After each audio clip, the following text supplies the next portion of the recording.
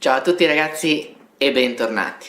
Scusate questa assenza, non sono stato terribilmente in forma, come si può vedere.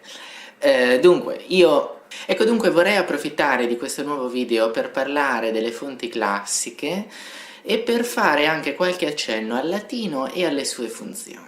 Se vi è mai capitato di leggere un testo classico o se lo avete studiato a scuola, o ancora se avete seguito i primi due video, magari avrete notato che tante volte le fonti antiche riportano informazioni improbabili o in altri casi del tutto sbagliate.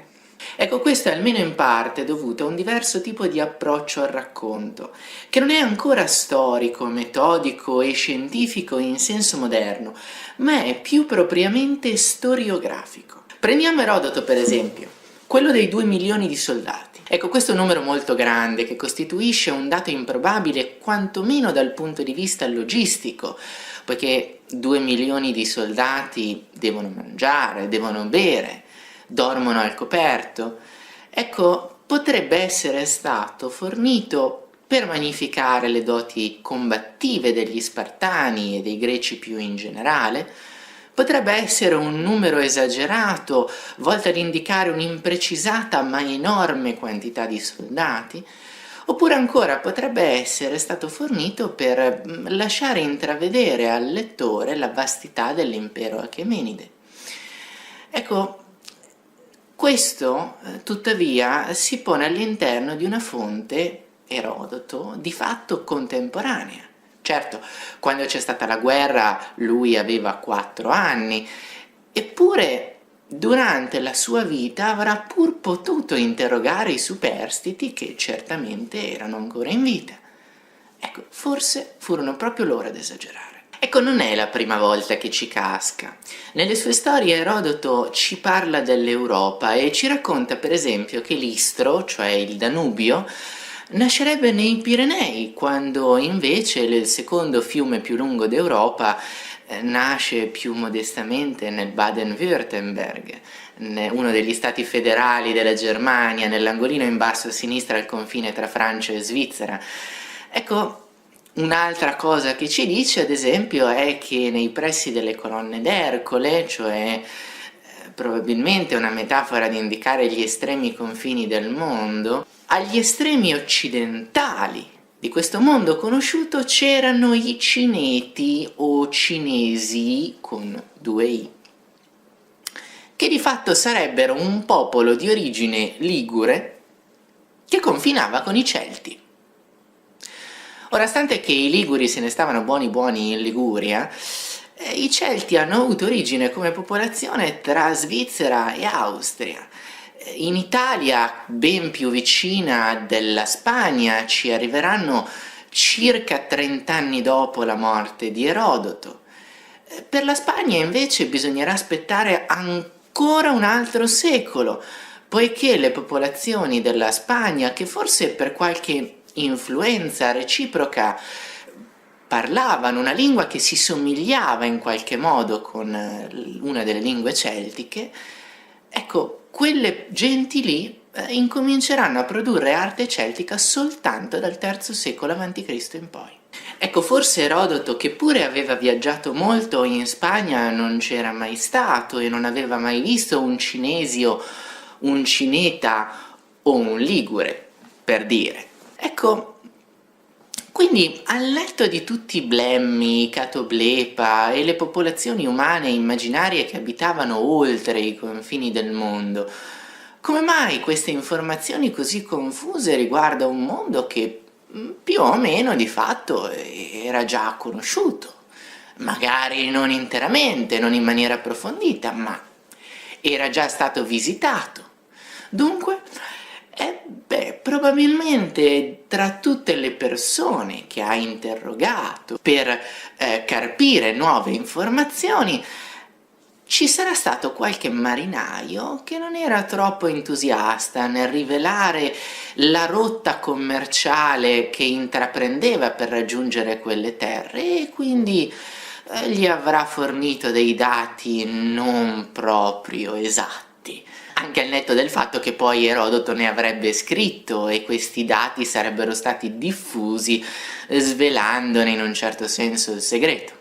Più semplicemente potrebbe darsi che si sia basato su affinità linguistiche e culturali, tali per cui magari gli appariva che le popolazioni iberiche della Spagna centrale parlassero una lingua tutto sommato simile a quella che parlavano i Celti.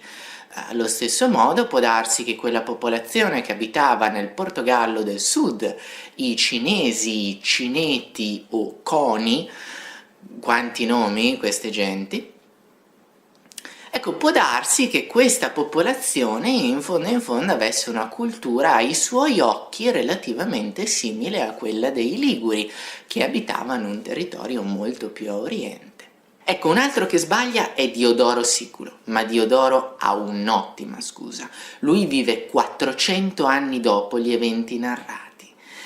E magari potrebbe darsi che abbia recuperato le sue informazioni da fonti parziali che magnificavano i numeri degli eserciti greci o degli eserciti cartaginesi per ragioni politiche. Questo non necessariamente si può sempre sapere, purtroppo.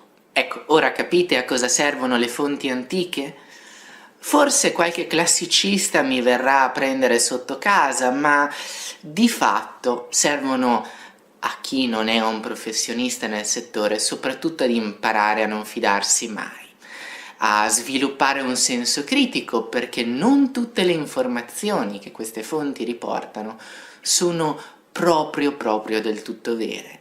Magari c'è qualche errore, c'è qualche sbaglio, e questi sbagli e questi errori potrebbero essere stati fatti di proposito. Che fossero dovuti all'ignoranza o all'opportunismo politico o magari ad altre ragioni ancora, l'archeologia fiancheggia la ricerca storica e aiuta a confermare o al contrario a smentire quanto viene detto dalle fonti. A questo punto il latino. Beh, il latino non serve a niente di quello che vi è stato detto, o meglio, serve, ma non è l'unico percorso possibile.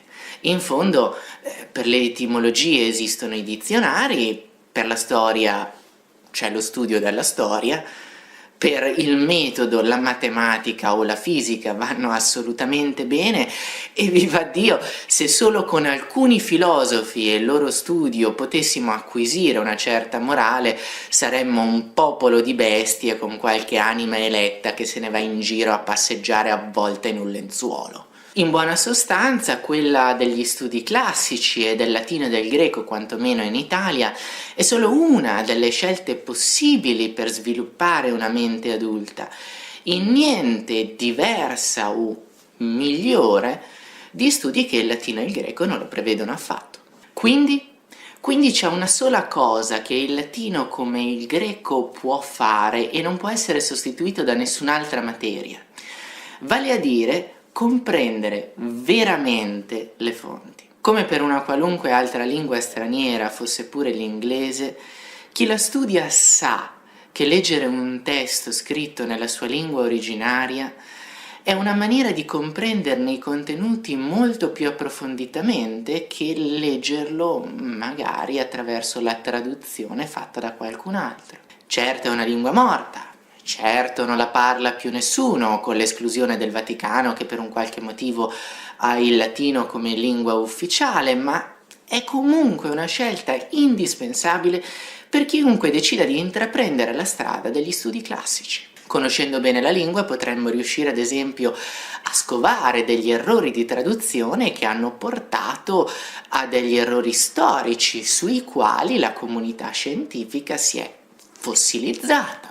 Senza la conoscenza delle lingue del passato non potremmo tradurre i documenti antichi e magari ci priveremmo di nuovi spunti di ricerca nascosti tra le righe di quell'incunabolo recentemente rinvenuto o di quella pergamena recentemente ritrovata. Senza chi sappia distinguere il latino classico da quello medievale e conosca bene le fonti, magari non riusciremmo a trovare l'errore di trascrizione di un giovane monaco in quella che è oggi l'unica copia disponibile di un determinato testo. Ora, questo varrà per i professionisti, Ma il giovane che deve scegliere quale liceo frequentare? Beh, pensi bene a quali siano le sue passioni e le sue inclinazioni. Preferisce le lettere o le scienze? Sia consapevole che nulla è inciso nella pietra e un classicista può diventare tranquillamente un ottimo ingegnere e pur tuttavia potrebbe magari decidere di diventare un archeologo e coniugare in un'unica professione entrambe le anime. Stia poi tranquillo, poiché il classico e lo scientifico non sono due fazioni in lotta, ma solo due diversi modi di affrontare il percorso della vita, entrambi completi, entrambi affascinanti. Qui concludo, vi saluto e alla prossima. Io sono Roberto e questo è Curiositas. Grazie a tutti per avermi seguito fino a qui. Io ne approfitto per ringraziare Tommaso Sant'Andrea per avermi fornito la grafica del canale, il nuovo logo, il nuovo frontespizio, anche come potete vedere la nuova end card o schermata finale che dir si voglia. In ogni caso volevo comunicare che a causa degli ultimi impegni universitari probabilmente i video subiranno un piccolo rallentamento, ci saranno sempre, ma non riuscirò a mantenere una frequenza settimanale. Vorrei cercare di mantenerli più buoni possibili a livello di contenuto e quindi preferisco dedicarmici con più impegno e con più calma. Grazie a tutti.